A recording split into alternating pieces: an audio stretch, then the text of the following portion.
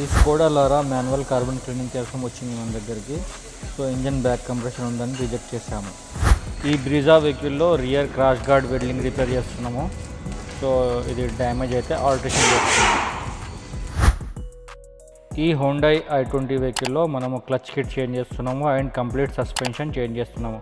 సస్పెన్షన్లో steering rack, rear shock absorbers, front shock absorbers, lower arms, balance rod bushes, link rods change చేస్తున్నాము.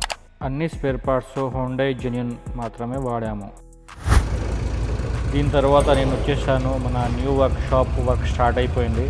So